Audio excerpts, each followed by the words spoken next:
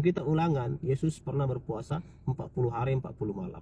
Sementara waktu saya Kristen, Ya, video yang ada di depan, orang ini menyatakan bahwa dia adalah orang Kristen sebelumnya.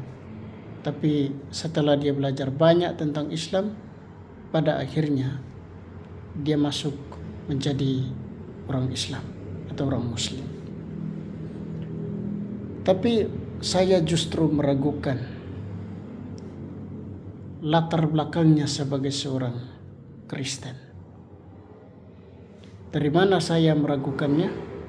Video yang ada di depan sebenarnya memberikan petunjuk yang sangat jelas. Beliau mengatakan bahwa di kitab Ulangan, kitab suci orang Kristen di Perjanjian Lama, di kitab Ulangan mencatat bahwa Yesus berpuasa selama 40 hari. Nah, ini menunjukkan bahwa dia bukan seorang Kristen.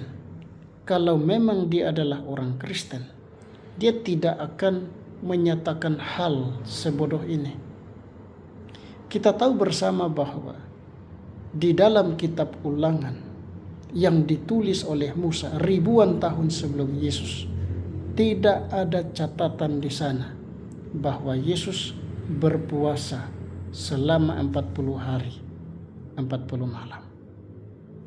Kisah Yesus berpuasa selama 40 hari 40 malam itu ada di kitab-kitab Injil di Perjanjian Baru.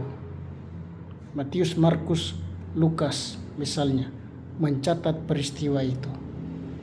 Tapi di kitab Ulangan tidak ditemukan cerita narasi Yesus berpuasa selama 40 hari 40 malam. Atau mungkin saja dia adalah orang Kristen, tapi orang Kristen yang tidak pernah membaca kitab sucinya. Pantas saja dia murtad, pantas saja dia masuk Islam, karena memang dia tidak pernah membaca kitab sucinya. Kalau memang dia adalah orang Kristen sejati, dia memang berlatar belakang Kristen, tidak mungkin dia menyatakan hal sebodoh ini. Itu yang membuat saya meragukan bahwa dia dulunya adalah seorang Kristen. Nah, orang-orang seperti ini bukan hanya dia, banyak sekali orang-orang yang mengaku bahwa mereka ini adalah dulunya orang Kristen. Tapi setelah kita selidiki kata-kata mereka, justru membuktikan bahwa mereka itu sesungguhnya bukan orang Kristen. Atau kalau memang mereka adalah orang Kristen, mereka orang Kristen yang tidak pernah mempelajari kitab sucinya, tidak pernah belajar doktrin kekristenan.